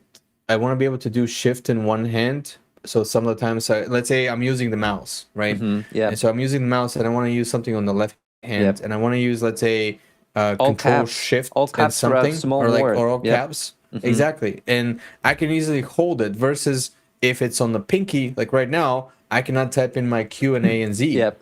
Right? Exactly. And so oh man, now you're gonna make me change it. But the downside is, if you have your configuration in Canada matching, shift on the thumb is gonna be a pain, because of the way that the MacBook keyboard is designed, right? So I usually try to mirror it, the MacBook keyboard. So now I would need to have shift on the command key on the MacBook keyboard Yeah. in this backspace. So to reach backspace on the MacBook keyboard would make it a little bit more difficult. I'm not making sense, but it's just something you need to consider as well. Now, Ted, how is your keyboard journey going? I noticed that you purchased a split keyboard. Like, is this midlife crisis that you're going through, man? Oh no. Not No, yet. I've used split keyboards in the past. They were just like the ergonomical ones. But doing all the command line stuff, and I never really considered doing like home road mods and all that kind of stuff. I just really still use my standard Mac or Apple Magic keyboard is what I use as a daily driver. But it's just trying something new. You know, Mhm. it's more. I think it's going to be more command line friendly. I'm struggling with the home row mods. I'm trying to use it on the Mac keyboard and use what is the one called? Kanata. Carabiner Elements. Carabiner. Okay. I didn't do the Kanata one. I did Carabiner Elements because it seemed like it was less intrusive. I think Kanata I have to install. I don't know what you have to install. Yeah. It's a a little bit service. difficult. It's a service, and there's one element to get it to work. There's like a special firmware you had to use in order to get it to work on particular versions of Mac. And yeah, it was, and also it's basically like the service is running, and it's usually like a background service. Yep. So if for whatever reason your keyboard gets screwed, good luck, friend. And Because how else are you going to disable it? Yeah. So I had that happen to me. I was messing around with Kanata on my Linux machine, and I messed up something on the key on the layers, and I could not type. It held one of the keys, and it basically was executing all kinds of weird things. So luckily, I have my Linux and my Mac paired, so I used my Mac to SSH into the Linux to disable the And kill service, it. so I can use my keyboard again. Oh, Yeah. and the problem Versus problem with with that- Carabiner, you can scroll to the top. Oh, Rumen, we have Minecraft Rumen, but I guess it's because of your third world internet service that you have in Costa Rica, Rumen. I have yeah, I Third have world third country. world problems You now. have third world problems right now. Yeah, just like me. The problem when you start using Yep.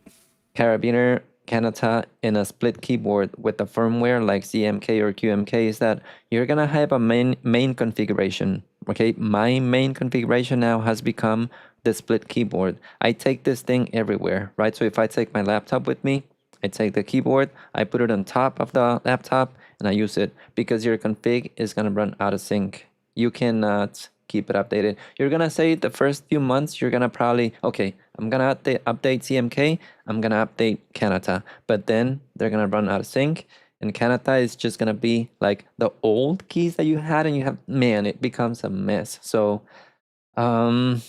if you have a split keyboard, I would say try to stick to the firmware because it's faster as well, right? Yeah, I noticed that it uses Vial. I think is what mine is. Just a very cheap Amazon split keyboard. It's nothing fancy. Okay. The one that I have now, I'm waiting for my Toucan to come. The Toucan. And we'll see if Did you we'll see if purchase that's it? going to be the. Did you purchase it because of the king? Because you saw it here, or why did Yeah. you purchase it? I Yes, should get a I did. referral. Now that guy is my enemy now. The Toucan. That's what you said the other day. Like he doesn't want to talk to you because you gave him a bad review. I'm assuming or something. I don't know. I don't- I just took a lot of shit, man, I think. And no, but he's not my enemy. He's just that now he doesn't just respond. And I don't know. Because I'm too honest, these guys are going to be my enemy soon. Probably they are already. Because, I just have to say it the way it is. But the Toucan is an amazing keyboard, man. I love it. Yeah. I love it. Yeah. I'm looking forward to getting it. It's supposed to be here mid this month, I think.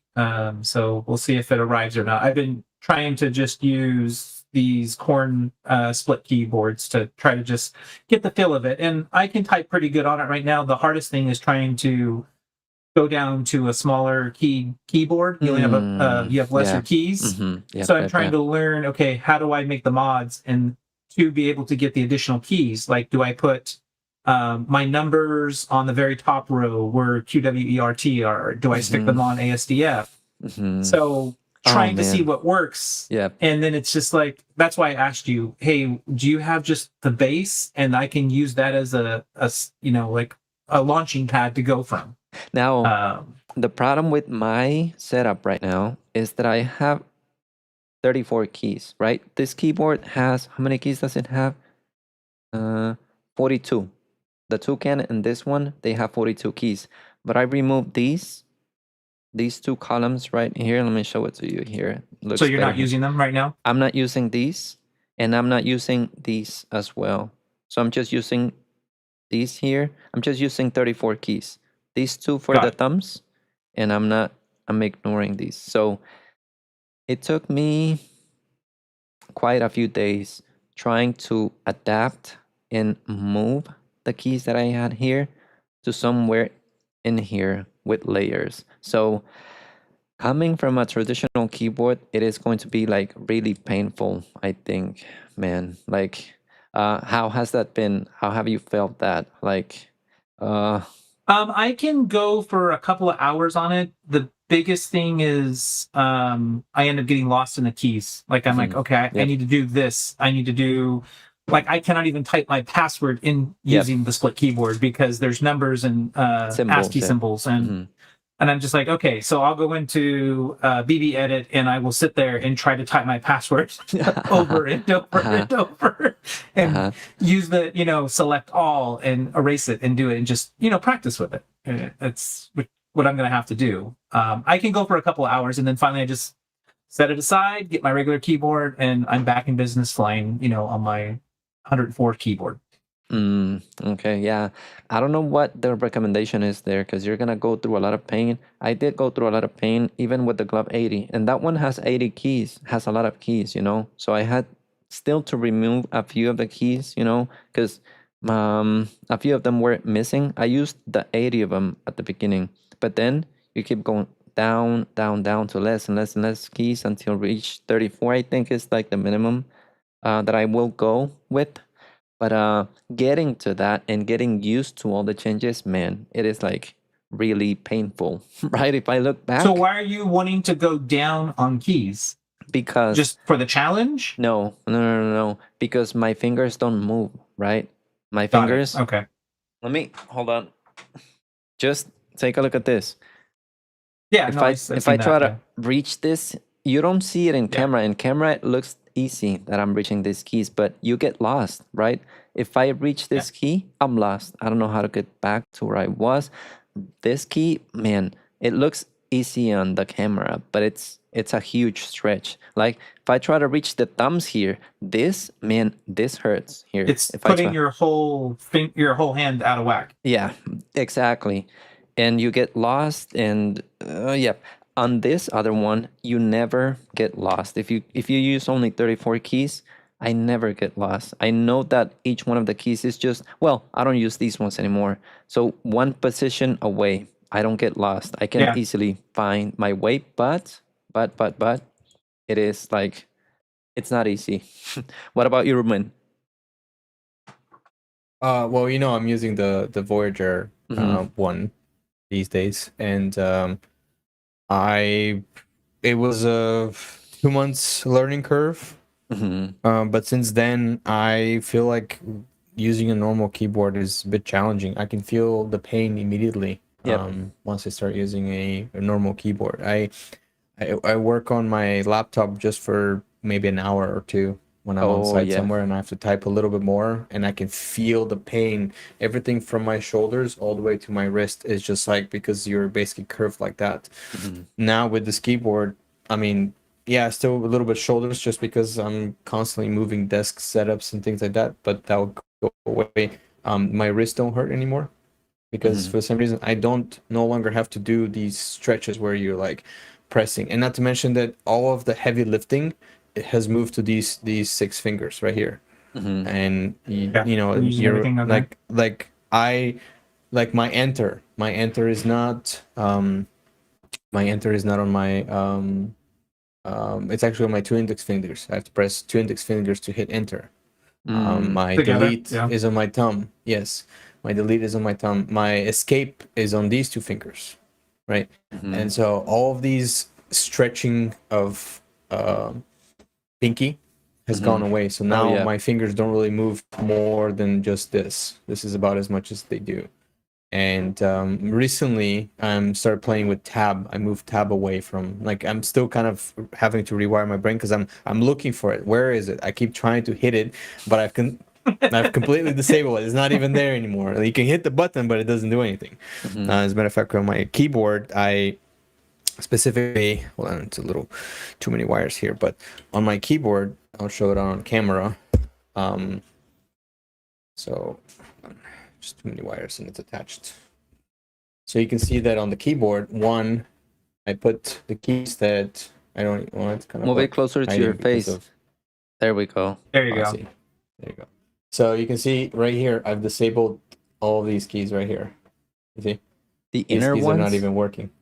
No, these are No, the outer. So those are the outer this ones. is the Oh, this is my okay, left okay, half. okay. Oh, I see. Okay, okay, So okay. this is normally where your escape is. This is your tab. This is your shift, and this is Yep. normally where your control is. Yep, but yep. they're all disabled. They're not there anymore. Mhm. And I just recently came up with this kind of like a two-color theme on my keyboard. So I got like the white keys, and yeah. So now I'm having to relearn tab on top of control and shift and all the other mods. But I do use homegrown mods. You know, I still sometimes occasionally get mistype here and there.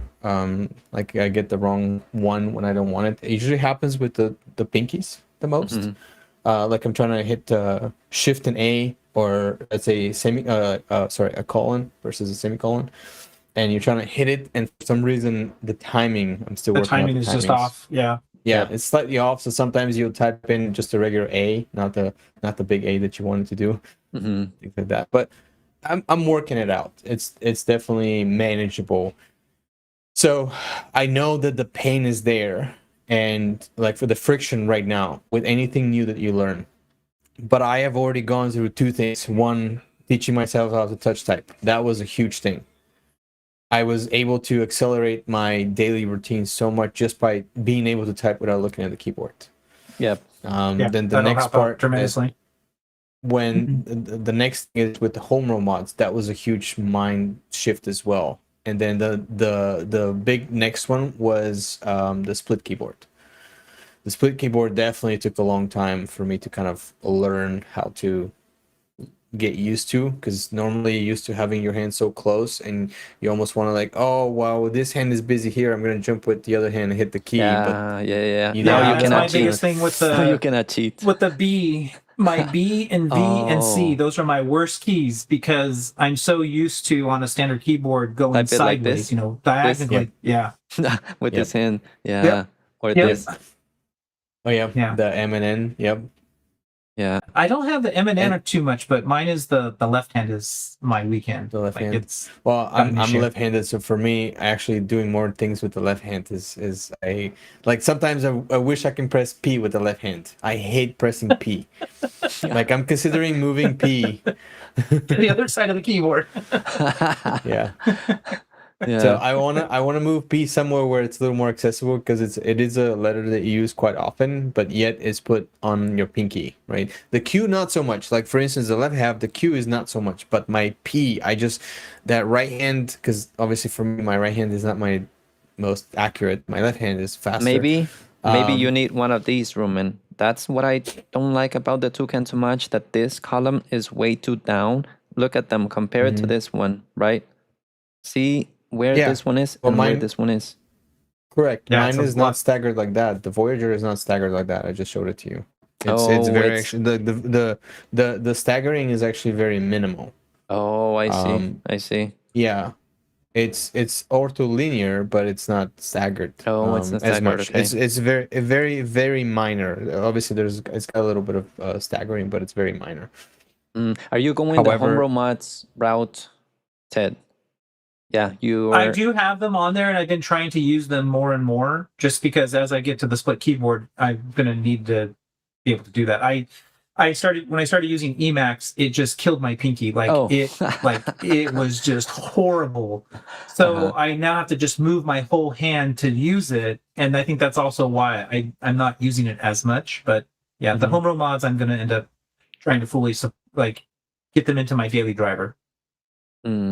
Yeah, maybe try with don't do shift. Shift is the Shift biggest. is on my D because I have the control on A, the option on S, and then shift and then command. Is how I have mine. That's what most people will do. Okay. If you haven't learned it, if you're using Emacs, control has, and even the Lord The said B it. in the middle. Yeah, even the Lord said it. If you're using Emacs, and I suffered this as well, and I was like, brother, control has to be on the index finger because you're gonna use it a lot, and it has to be Alt or Option has to be on this one as well, on the middle one, because you're gonna use it a lot as well. Yes. Or, you know. Yeah, those are your two main drivers.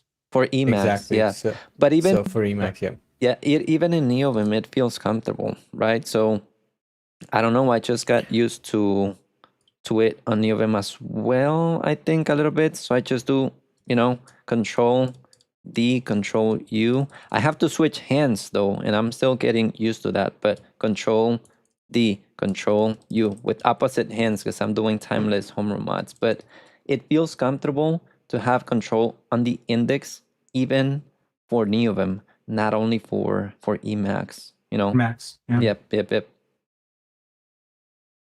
Yeah, it's interesting that as a Mac OS users, we tend to prioritize command because Mac has prioritized exactly. Everything's on the command. Exactly. Yeah.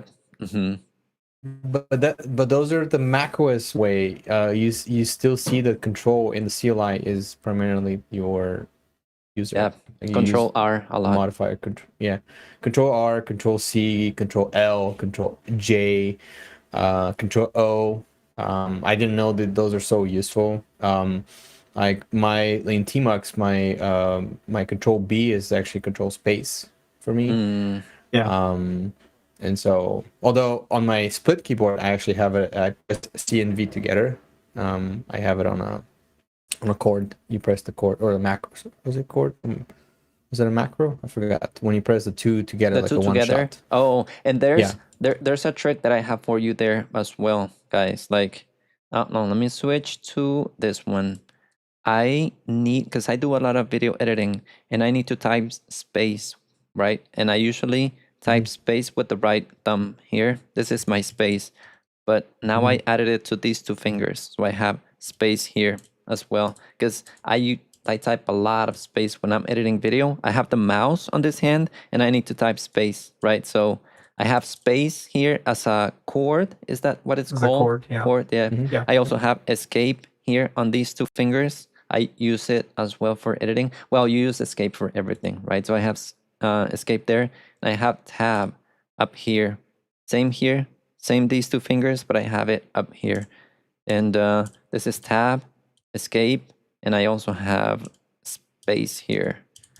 So that way, because with a split keyboard, on a regular keyboard, you can cheat, right? You can reach the space bar, or you can reach, what else? Enter with this hand. You can cheat a little bit, but not not on one of these not keyboards. On one. No, you cannot. It's so far away that you come to find out it's like, oh, I really wish while let's say my other hand, my right hand is using the mouse, I can do this combination. And you like realize that now with the home row mods, you're like, well, actually, I cannot refresh my page. I cannot refresh my page, or I can't do that.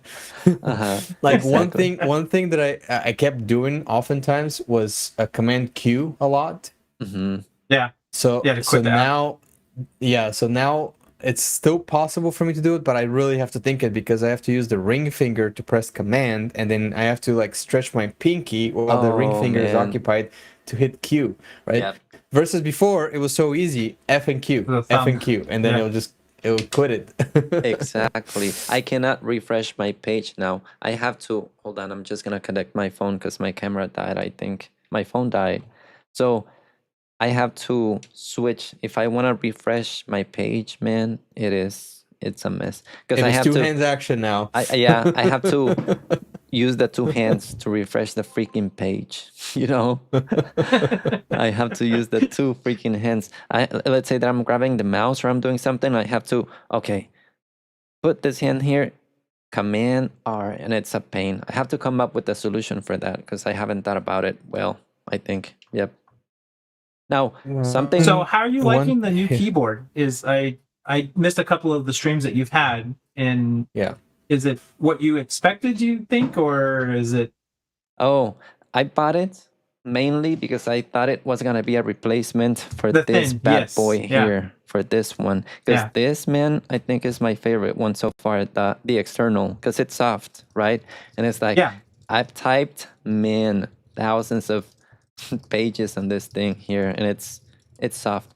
But this position here, as Roman said, it's after typing a few hours, it start hurting. So that was my expectation. But it turns out that these guys switched or changed the switches from 45 gram force, I think it is, to 65 gram force. So they are way hotter. Yeah. Oh yeah. my gosh. I know And- the difference because I have one of those switches that it's 70 grams, but yet there's a silent one. And I'm like, gosh, trying to type on a 70 grams is so hard. It's just such a pain. Yeah, but these are tactile. Is that what we talked about the other day? Tactile, right? Right, Yeah, Roman? so you have silent or they're called linear, right? Linear? So the linear Mhm. ones are what you typically like. Those are the silent ones, right? Mhm. And then the tactile ones have like a little bump. This one has a pronounced You bump. can feel, You- you kind of You feel it. Yeah, yeah. So Okay. that bump Mhm. makes them not feel too hard, but I'm starting to feel the pain, brother. Like I've been typing it on 2 days and my fingers are like, brother, what did you do? Like, what did you change? Something changed here, because, here it's starting like they're starting to complain, right? So if after a week my fingers hurts, I'll have to say goodbye to it and talk shit about it on YouTube. well, can you just change the switches out to what you want? No, this one you cannot change the switches. Look Oh, how really? thin. Look how Yeah. thin it is. It's Wow, even look at thinner that. than this one. It's even thinner Yeah. than the. Wow. Okay. Wow. Yeah, that's really thin. Uh, uh, uh, uh, I think we lost him. He's there. He's screaming. Roman, are you okay? Exactly. We lost Roman and his third world internet problems. You thought it just happened to me. Because did you know where he's going? You're in Costa Rica right now, right, Roman? yeah, I'm in Costa Rica. Yeah, I'm in the town of Limon. Oh, okay. But so far, I like it. It's a really good keyboard. It's amazing. If the switches were, as they promised, 45 gram force, I think would be freaking amazing. I think I would be So like, is the 45 gram 4 the equivalent of what you think is on the Mac keyboard? I don't know, because this one, Oh. this one is 20 gram force. The ones that I have here on the Toucan are 20, and they feel soft. I just got used to them, and it's like, I just, Yeah. I pretty soft. I don't know. I don't know about keyboards because it makes a difference if the switches are tactile or if they're linear. Because these are linear, the ones in the Toucan. So I press them and they just go down. There's no They're soft. they're soft. No There's resistance. Bump, there's no bump. feedback. Yeah, no feedback. But I didn't know what tactile meant until I tried this one. I feel you hear the noise, right? You hear it? Yeah, Mhm. you Yep, can hear you're the noisy. clicking. Yep, you're that's actually that's noisy. the bump, and that makes them feel a little bit softer, but we'll see. I'm gonna see how I feel in a week, and I'm gonna let you guys know about it. Yeah, we have Sasha in chat. You guys know Sasha? Hi, Sasha. Yes. Wow. Hello. Honored. She's We're not there. really talking much Emacs today, but No. yeah, it was supposed to be Emacs. It was supposed to be We Emacs. haven't even done one demo. And hold on, let me show you guys something. I wanted to show you guys this. Sasha was there when I showed it. Sasha was there. Let me go to the video because there's a lot of comments there. Hold on. Hold on. Take a look at this. Nobody knows who this is. Nobody knows the trouble I've been. Hold on. This, you guys know who this is by any chance? It's bigger. He's a new. He's a new like guy, and he's there watching. He's there watching what we're doing on the Emacs side Oh of things. boy! Oh boy! Save his. I'm guessing Emacs Customize is also in the same. Brother, like, turned out for what? No, he's throwing some statements there. But yeah, I think I'm gonna do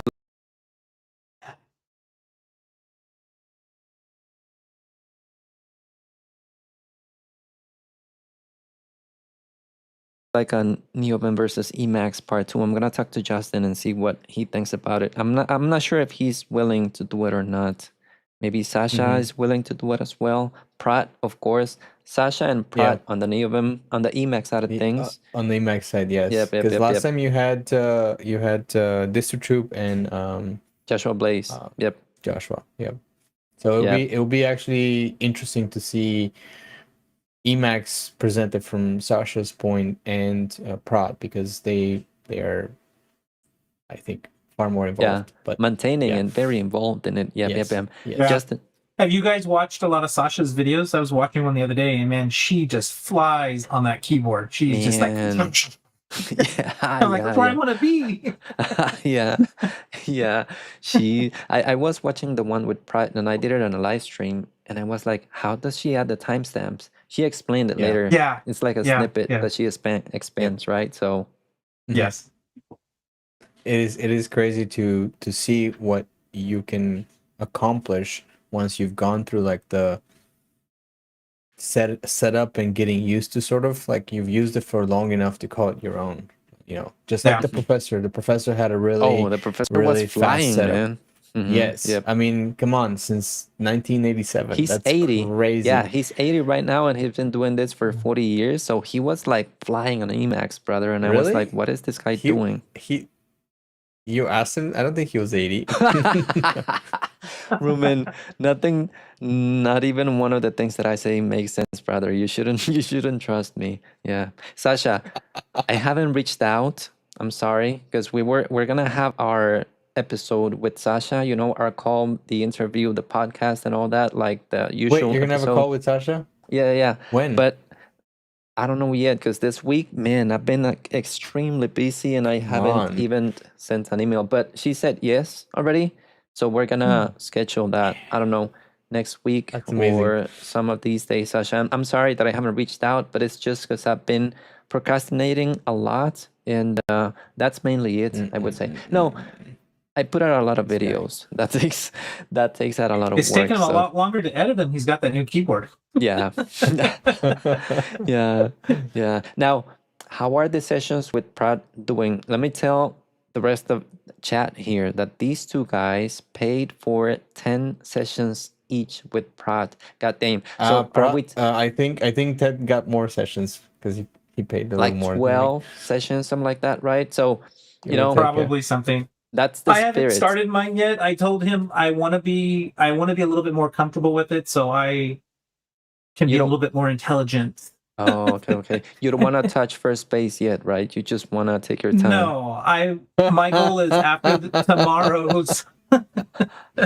I will probably end up scheduling my calls with him and kind of go down that rabbit hole. Same with me. He emailed me back and he was asking for like a scheduled time. And I was just waiting to get to Costa Rica because I'm gonna have a little more free time. And so I'll try to bang out my 10 hours within probably the next 2 weeks if he's available. Because I'm so eager to kind of get to know this tool a lot more. Man, I just wanted to personally. I'm probably gonna get at least 10 more sessions as soon as possible. Like I feel the energy already. Like just from that example that he did with you, it sounds like he's exactly the type of guy that will accelerate my venture with Emacs. And it sounds like Ted sees it a bit the same way. I really do think just the way he teaches is just like you were saying earlier. he's like, you can do this, but let's not worry about that right now. This is what you need to focus on. And And something else that I noticed is that he's not there to brag about anything. He's like, I'm not gonna show Yeah. my screen, you know? I don't give a crap about any of that. Let's just focus on you having a good experience and learning. And I was like, man, you know, amazing. Right? Go on, Ted. I'm sorry. no, that was the biggest thing, is that I think he's going to be a real good teacher. And like Ruben was saying, he'll be able to accelerate, what I want to get out of it, I think, really well. And I'm excited for it. Okay. Yeah. That is just the thumbnail came to mind. What do you guys think about, man, I wonder. I saw something from Sasha. Is Sasha asking for like the demo that we're trying to put together with Ted? Oh, I Oh, didn't see that. She was let's talking see. about We have some it here. demo, and I think she was asking about happy to steal Oh, ideas. okay, Was okay, super okay, cool okay, demo. okay. These guys are working on some advanced stuff in Emacs, Sasha, but it's related to their work, right? So a lot of customer data in it right now. So they're gonna clean it up Yeah, and they're right gonna now. demo Yeah, it. yeah. Well, so my portion is I'll just briefly kind of like mention it. You remember I was exploring Nix as a daily driver. Yeah. What happened with After that? your videos. You ditched it? Well, no, as a daily No, driver, he didn't ditch yes, it. but not for server management. Uh-huh. Uh-huh. And so the other day we linked up on so we can kind of consult together on a client with Ted, and I gave him one of my install scripts basically for Nix, and he was fascinated by how easy it went. And I was like, well, I have to give credit to Tony because I took some ideas from Tony and how he did the Tonarchi. Have you seen the Tonarchi video? Mm-hmm. So in Tonarchi, he basically came up with a script. So it's a bash script that installs your system for you. So you just run through the prompts, you select a few things, and it's up and running. So I was like, can I borrow that idea and do Nix the same way and use Nix as a sort of like a configuration platform? That would be super cool. And so, so I want to demo that because right now I only have my live servers with clients, and I want to actually show like a Nix install, like what I do with that portion. But I also how I want to monitor those servers and deploy these servers through Emacs. That is the biggest thing. Setting them up through Emacs. One of the portions that I want to play with after chatting with the prot is what is it called? Is it the Babylon? No, what is it called? The Babel. Yeah, The Babel Babel. plugin that allows you to essentially run your code. I feel like this, it's almost like having a Juniper, or Jupyter, sorry, not Juniper. I'm thinking about networks.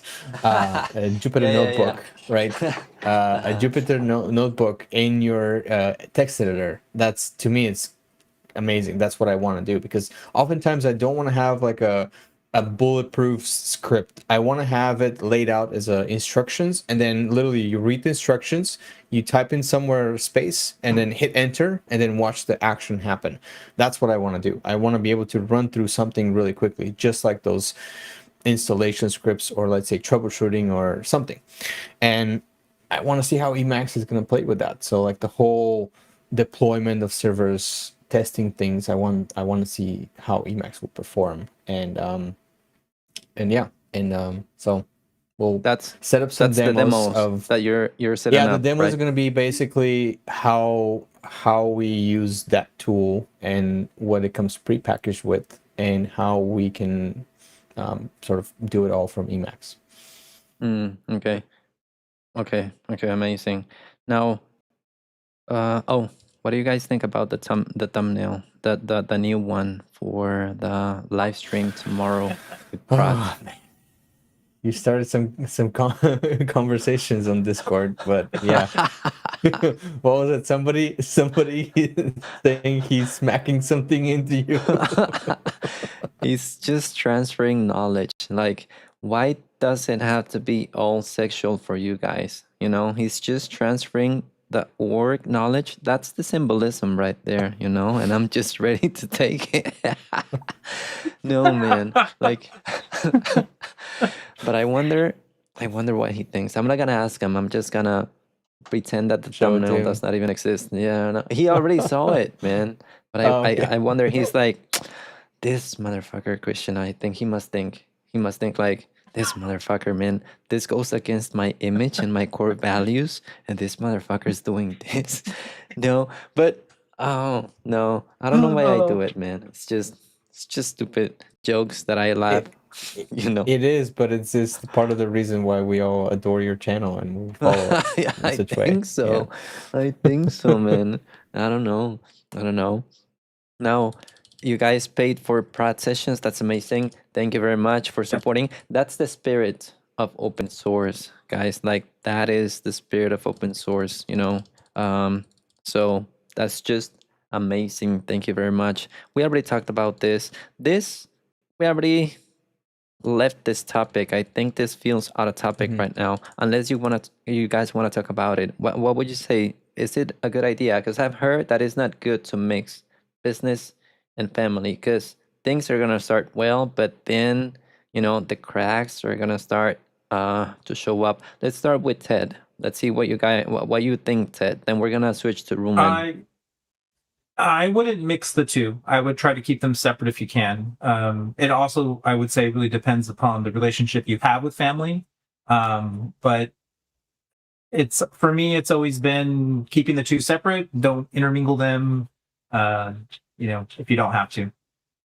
Have you had experiences, personal experiences, like with family things that didn't go well? Not with like direct family, but like close friends that are, what I would consider family. Yeah, I've had run-ins where it's not ended well. And the biggest thing is you're going to ruin a relationship you have with a family member or a very close person if things do go south.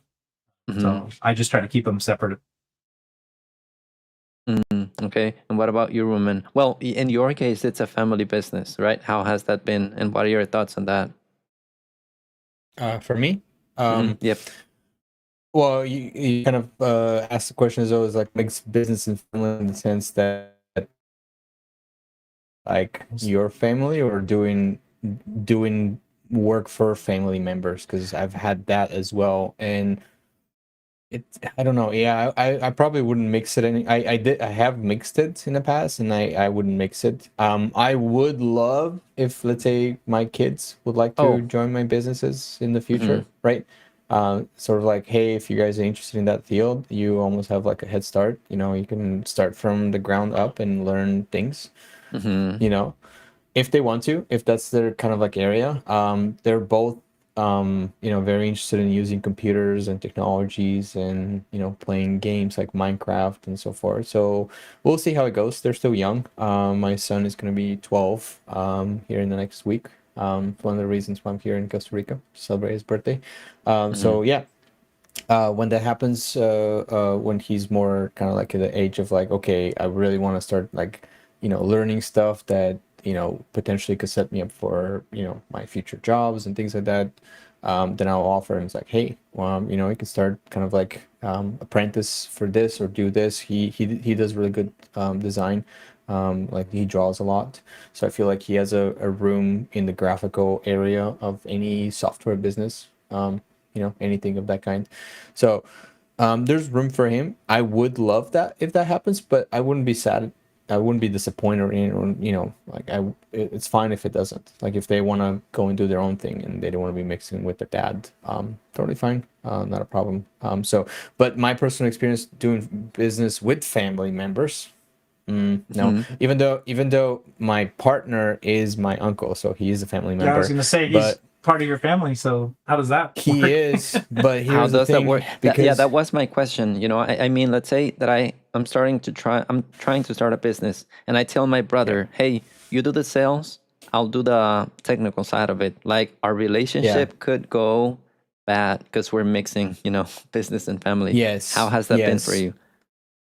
Well, the portion that makes it easier, and we kind of established it earlier. So one, he's only 8 months older than me. So he's my uncle, but 8 months older than me. So we grew up together. We spent a lot of time together. What are you drawing? You drawing some stuff. Did you guys read that already? Wait, it Oh, disappeared. dude. Let me bring it up Oh, again. Oh, I did didn't you? see it. Oh, you wrote some things. It's He changed. it's been there the whole time. Oh my gosh, I didn't see it. No. It says new sugar daddy underneath your name. Oh God. Oh, There's a chat Uh, right. The chat box for our stream is like right above that, so I can't see it. oh, okay, okay. You cannot see it. Okay, okay. So, so I see it because now, though. he's only he's so close to my age and we grew up together, we kind of know each other very well. Mhm. We have very similar interests, but very different points in viewpoints. So we kind of can coexist without really overlapping each other and stepping feeling on like each we're other's toes, right? exactly. Yeah, that's the word I was looking for. The other part is that we bring different backgrounds into kind of like this mix, and in our particular business we've defined roles. Like, you're really good at reading, you're really good at writing, you're really good at graphical design. I'm not good at that, and I never try. If something comes up and has to be touched up on Photoshop, I don't even attempt. I just say, Mhm. can you please do it for me? Go do this. Yeah, if he wants something changed on a back server, if he wants something troubleshot on the network, he doesn't try. Not that he doesn't know and he can't figure it out, but he just stays in his lane and I stay in my lane, and that's allowing us to sort of coexist and move the business together without stepping on our toes. And it's been a beautiful relationship. I really enjoy it. And hopefully we continue. I mean, I don't see a reason why not. It's been amazing. For the last 3 years, we've been working professionally, and it's been great. But I wouldn't say it's like that for for other experiences I've had with mixing, let's say, doing work as a business with family members. Not always the case. And obviously, my entire family thinks that, just because I understand things and for me things are easy, they think that I'm like the smartest guy ever. Like, you're the one that they call when there's a problem with their computer and whatnot. Uh-huh. Yeah. And sometimes it feels like, okay, yeah, there's the family aspect and I want to fix it, but at the same time, there's only so much time dedication I can do, right, to do it. And so sometimes there's conflict because of that. Oh, because you don't Yeah, want I to ran help into them. that where the family members will expect that you just take care of everything, and Yeah. they just want it all for nothing, kind of. And it's just like, Exactly. It's can't like, really do well, that. like, hey, he knows how to fix computers, but he never fixed my computers. It's like, Uh-huh. yeah, I mean, Uh-huh. I know how to fix it, but I fix, let's say I fix computers for a living, For a living. right? And I have to choose to do so because I expect to get paid for that. And that was something recently that somebody said, and it was like a kind of like it stuck with me. It basically said, don't don't Goodbye, Roman. Have a good sleep, Oh, he brother. went away. He went away. He's talking. He's given the Or his speech of video his went life. away. Yeah, yeah. He's giving the speech of his life right now, and he doesn't know that we cannot listen to him. Yeah, I can hear you. Okay, he's back. I think he's gonna be back soon. you Yeah, guys just the don't hear video's me? gone. That's crazy. Oh, the video. Now we can. Now we can. Oh, that's crazy. How does it even happen? I had to switch to my hotspot here because the internet here at the house apparently sucks quite a bit. And we're picking up some of the storm that's going up in Guatemala. Oh yeah. So we're getting a whiff of that too. So I think it's Playing it's apart. getting crazy. Yeah. So basically, the comment was, don't give what you do for money for free. Mhm. Like, don't, like, your craft, whatever you've developed as your craft, don't give it out for free. Mhm. Always charge or expect something in return, just because it is your craft and you developed it in a way so that you can earn your keep, right? And if you just turn around and every time somebody asks you, you do it for free, or for, like, you don't expect something for it, it's like, well, I know it sounds a little selfish, but you have to do it. That's in a way to preserve yourself, right? Mhm. Because if, let's say, if let's say I'm a artist. If I always drew images or pictures of for other people, let's say, oh, can you draw me this, or can you draw this, that, can you do this, can you do this, and so forth. When do I have time to do my own thing and actually like Yeah, exactly. sell it, right? It's almost like you mentioned with the live stream. When you start your YouTube channel, give it to all of your friends and family and all that, and they mess up your algorithm. Yep. Right. Yep. So you don't do that. You don't. Yeah. Even with live stream, it's not something that you mix. And then there's also like this saying, and I have a couple experiences, but it's like if the exact thing was basically like if you don't want to see someone, give him money, like right, borrow him money, right? Lend them some money. Yep. And they disappear. Right. That's a good saying, actually. Yep. Yeah. So like family, business, and typically money don't go well. Unless it's a and still there's conflict, but unless it's like a generational thing where, let's say in my case, I transfer it, I teach my kids the same thing that I know, right? And then I can transfer it to my kids. But depends on how well you transfer the knowledge, because let's say I transfer to my kids, then my kids may not transfer the same values to their kids, and therefore the business might just, let's say when they go away, their kids take over, and it's like, well, we didn't know Rumen, who was the creator of this business. He never left any documentation. He said that he was gonna work in the documentation and Emacs, but he never did shit. So we don't know what's going on, right? And now here we are, 50 years later, we have to learn how to use Emacs, this tool that's been around for 90 years now. And you're telling us we have to use it when we do everything with voice. We have to learn how to type. What? Yeah. Grandpa Rumen. Yeah. Yeah, and so funny. it might break, and basically, but likely, yeah, you just don't mix the things. That's, even though I have managed to do it, there are rare cases. I've had times where you mix it and ends up usually being upside down pretty quickly. And luckily, I don't have any horror stories. I just have experiences where and what is happening? We can hear you. We can hear you. I can see my bit rate just going crazy. Anytime my bit rate goes below a megabit, my upload, it just goes crazy. Yeah. And the video drops down because, oh, that's crazy. I've never had that happen before. Yeah, but I said, yeah, yeah, go ahead. We can hear you. We can still hear you, Rune.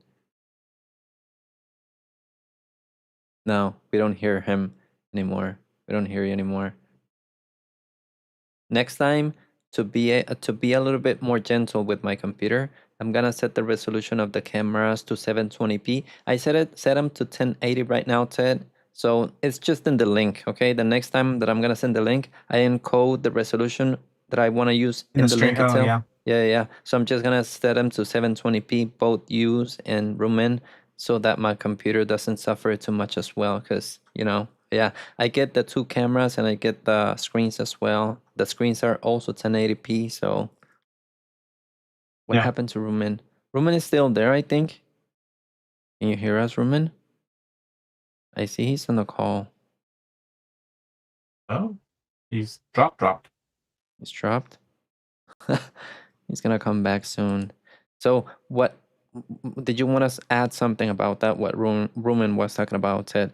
We're gonna wrap it up soon. We're in the 2-hour mark. But did you want to add something to that? No, I haven't had really much experience with the family issue and mixing it with the business. There's been a couple where family members have tried to take advantage, and I just early on found that hey, this is going to go bad, so let's just try to end it. Like I don't want to continue to be involved with it. So. But it always seems to really come down to the money aspect. It's always got something to do with the money, and money just is evil of all things. Yep. Where is Rumen? Rumen is gone. He's back. right here. I see him there. I'm back. We're back. Okay. Yes. Okay. Resurrected. Now, resurrected. To wrap it up, Rumen, because we're in the 2-hour mark already. Yes. What do you guys wanna finish with? Any thoughts? Anything that you guys wanna, finish the stream with? Well, I see you have the comment down there about me and MacShot PR. I just went and looked, and it was actually approved. Oh yeah, it did. So he merged it in. He's So that's been pretty cool. he's been making a lot of changes. We needed to talk about AI. Yeah, I forgot about this one. You're right. We needed to talk about AI. Maybe we can talk about this next call, what your thoughts Yeah. are on AI and all that stuff. But I've noticed that he's been implementing a lot of changes. He even did the AVIF thingy that I requested. I Oh, did he? read somewhere. I think. Let me see. In your capture and then switching the format. Oh, but I don't see it. There was an update, I think, that you had to apply, but I think I saw it earlier on that you Right. just said, remind me later. In the README. Yeah. But I don't know. I'll take a look. Yeah, I'll take a look. Let's talk about AI next week and AI related tools like this is a screenshotting tool. It's not perfect getting there, but yeah. Okay, so Ruben, final thoughts then? No, it was a great kind of first session with Ted, and just kind of like a little bit different. I'm not by myself. Not that I don't enjoy our company, but I do think it's a little bit more entertaining for other people to see kind of like a mixture of point of views. And it's nice that Ted decided to join because we kind of can merge on some ideas and also like bring a different view. So yes, very much love for Ted for joining. My hearts yes. don't show up there, brother. Like No, they are. I They're don't know why. showing. They're showing. They're And it's actually showing? cool I don't know, because Flutter. they're showing, there and mine go. yours actually go out of your bubbles, which even though you were restricting your camera. Oh, it's on the outside of him. Yeah, But I don't see them. Do you see No, them? keep going. We see them. I see them on the I see them on the overlay. Oh, Raise it up. Raise it up. Raise it up a little bit. Let me check if I move here. Let's see. Let's do it here. No, do it around. Yeah, right there. Let me check on stream. Yeah, I was watching them, especially when like mine. No, but those are yours. these you are see mine. those? No, are that's yours. mine. But I saw some coming out from you. Do it lower around your shirt. People, it's gonna There be you go. like, what are these old What? ridiculed Exactly. guys There they doing? go. Watch this. Yeah, see, they even you can watch it on the recording after that. I'll take a look. These three guys just showing hearts to each other. Yeah. So yeah. Final thoughts. Loved it. Really enjoyed it. Thanks for joining us, Ted. And I'm excited for our future demo and future discussions. And Christian can let us know when he's doing a live session with Sasha and Prat. And that'll be. Well, tomorrow. Yeah. Tomorrow we have the session with Prat. Okay, like the coaching Yes. session number 2. What okay? time? It's gonna be 2 hours after the last one that I did. So that is going to be 1 p.m. my time, I think. Let me see. Where is it? So that's 12%. Let me see. 1 p.m. my time. It's Okay. right there. So I don't know what time that is for you guys. But Sasha, we have to same talk. for me. Yeah, same for you. Okay, we're on the same time zone right now. Okay, Yes. so with Sasha, I'm going to talk to her, and we're gonna see when we do it next week, maybe, or the week after, depending on how I'm doing with job Okay. and all that stuff. But yeah, I'll let you guys know. Sounds like a plan. All right, Guys. guys. Fun. Yeah. Thanks for joining. right. Thanks you. for becoming a member, Okay. Ted. Thanks, you. Roman. See You're you. welcome. Bye bye. Bye. See ya. Bye-bye.